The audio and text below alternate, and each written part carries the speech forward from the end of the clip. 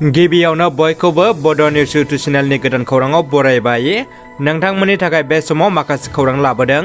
भिडिअखौ जोबजासे नायलांनो दाबाव आरो चेनेलाव गोदानब्ला अन्नानै साबस्क्राइब खालामना बेल आइकनआ अलाव होनानै ला आरो भिडिअखौ लाइक कमेन्ट शेयार खालामनो गुरै खावलायबाय। गिबि खौराङाव दङ पृथ्वीराज नारायण देव मेचनि सायाव अबरा सक्सा आफादनि नेहाथारि जन दासनि माखासे गोख्रों सोंथि। पृथ्वीराज नारायण देव मेचनि हारिनि सिनायथिया मा? पृथ्वीराज नारायण देव मेचआ बर'ना कच मुंसे। बेनि सायाव खौरां मेलनि गेजेरजों रोखा खालामनो सोंलु खालामदों बिथाङा। पृथ्वीराज नारायण देव मेचआ माब्लाबा UPPL माब्लाबा BPF आरो माब्लाबा हिरासनियान जानानै खामानि मावो होनना अजद होयो। पृथ्वीराज नारायण देव मेचनि सायाव थाबैनो नायबिजिरनांगौ होनना बुंदों अबरा सक्सा आफादनि नेहाथारि जन दास बिथाङा। जोबोद दुखुनि खौरां, सासे बर' लाइमोननि जिउ खहा। चिरां जिल्लानि गराइगाव साम्फायाव किसान कुमार बसुमतारी मुंनि सासे गोथै देहा मोननो हादों। मिथिनो मोननाय बायदिब्ला थैनाय सुबुङा क'क्राझार टेङापारानि किसान कुमार बसुमतारी होनना मिथिनो मोन्दों। किसान कुमार बसुमतारीया पाठशाला आनन्दराम बर' एकाडेमियाव 5 सेमिस्टाराव हस्टेलाव थानानै फरायबाय थागासिनोमोन। नाथाय मा जाहोननि थाखाय गोथै देहाखौ चिरांनि गरागाव साम्फायाव मोननो हाखो आरो बर' लाइमोन फरायसाया मा जाहोननि थाखाय बेफोरबायदि जानो मोनखो दासिम मिथिनो मोननाय जायाखै। किसान कुमार बसुमतारीनि सायाव पुलिसा नायबिजिरनाय जासिगोन होननानै मिथिनो मोननाय जादों। बिटिआरआव मैदेर आरो मानसिनि गेजेराव दावहा। चिरां जिल्लानि सान्थिपुर हालामाव साननि समावनो मैदेर फालोनि उत्पात। बिटिआर हालामाव दासान्दि मानसि आरो मैदेरनि गेजेराव मोगा-मोगि जानांनायखौ नुनो मोननाय जादों। थिग बेबायदिनो चिरां जिल्ला रुनिकाटा रेन्ज हाग्रा बिफाननि बेन्दोंआव गोग्लैनाय नांदरबारि गामियाव साननि समावनो मैदेर फालोनि उत्पातखौ नुनो मोन्दों। फालोसे फैनाय मैदेरनि उत्पातआव नांदरबारि गामिनि 32 बोसोर बैसोनि सहदेब बसुमतारी आरो 13 बोसोर बैसोनि फुंजान नार्जारी होननाय सानै सुबुङा गोब्राबै जोखोम जायो। दायो जोखोम जानाय सानै सुबुंखौ साखाथिनि देहा फाहामसालियाव लानानै थांनाय जायो। फारसेथिं गामिनि सुबुंफ्रा फोरमायनाय बायदिब्ला फालोसे फैनाय मैदेरा गय बागान, फरायसालि आरो गोबां सुबुंफोरनि आबाद मावनाय थिलिखौ खहा खालामलाङो होनना मिथिहोयो। बे खौरांखौ मोननानै रुनिकाटा रेन्ज हाग्रा बिफाननि गाहाय सामलायगिरि थामहिनबा रेन्जार जसुमानि मुसाहारिया गावनि मावसुमा बिथांमोनखौ लानानै थाङो आरो मैदेर फालोखौ हाग्रायाव होस्रांहरो।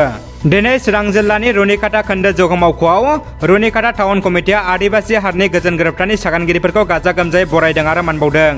थांनाय सेप्तेम्बर दाननि 15 खालार सानखालि भारत सरकार आरो रायजो सरकारनि हेफाजाबजों आदिबासि हारिनि गासै मोनबा सोमावसारग्रा आफादजों गोजोन गोरोबथानि दैदेनगिरि बिरसा कमान्डो फर्सनि कमान्डार चिफ बादल टुटुजों लोगोसे बिरसा कमान्डो फर्सनि सोद्रोमाफोर फारियै लुकु किस्कु, रकी सोरेन, देवान सोरेन, रबिन टुटु, समिरन हेम्ब्रम, बारखा हेम्ब्रम, बिहार मुर्मु, राजेश हेम्ब्रमखौ रुनिकाटायाव गाजा गोमजायै बरायदों।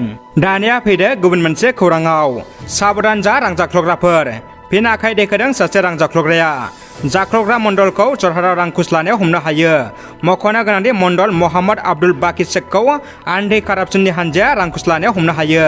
बिटिआरआव खुंफुंजानाय football match inter schedule premier league गुसुङै ISPLखौ लाना सोमजिनाय पस्टार बिसिनायखौ लाना BPFआ खौरां मेल खुंफुंदों। ISPL सिजन 1नि बेनार पस्टार बिसिनाय जाथायनि सायाव रोखा खेंफोरथि होदों BPF हानजाया। बेनारखौ सोर बिसिदों? दायनिगिरिखौ हमनायाव जोंहा जेबो बुंनांगौ गैया, नाथाय जेबो फोरमान गैयालासेनो साथाम BPF हानजानि मावथिफोरखौ पुलिसा हमनाया गनायथाव जायाखै होनना फोरमायो बारग' MLA मनेस्वर बर' आरो हेतेश बसुमतारी बिथांमोनहा। चिरां जिल्ला सान्थिपुर ओनसोलनि निज्ला स्लुइस गेट बान्दोआव गोथै देहा मोन्दों।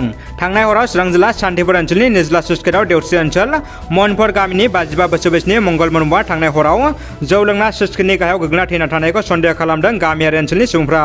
लोगोसे स्लुइस गेट नेग्रा रबिराम बसुमतारीया फुङाव न'आव थांब्रबनाय समाव अट' सालायग्राफ्रा गावनो खबर हरदों होनना फोरमायदों खौरां बिजोंनि गेजेरजों।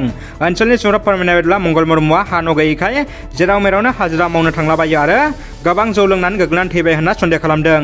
खौरांखौ मोननानै बिनि बिमा बासास्थाया फैना जोबोद दुखुजों गाबफैदों। नाथाय जाथाया माबोरै जाखो बिमायाबो जेबो फोरमायनो हायासै। लोगोसे सान्थिपुर आउटपस्टनिफ्राय पुलिसा गोथै देहाखौ बोखांनो हाबाय होनना मिथिनो मोन्दों। दानिया फैदो जोबथा खौराङाव। आमेरिका जथाय हादरा पाकिस्तानखौ मेगन गोजा खोन्थादों। आमेरिकानि हादोरगिरि ज' बाइडेना पाकिस्ताननि सायाव अजद होदों। हादोरगिरि बाइडेना पाकिस्तानखौ दरसे डेन्जार हादर होनना बुंदों। रुसिया चीननि उनाव पाकिस्तानखौ डेन्जार हादर होनना बाइडेना लस एन्जेलेसआव मोनसे हाबाफारियाव बाहागो लाना बुंदों।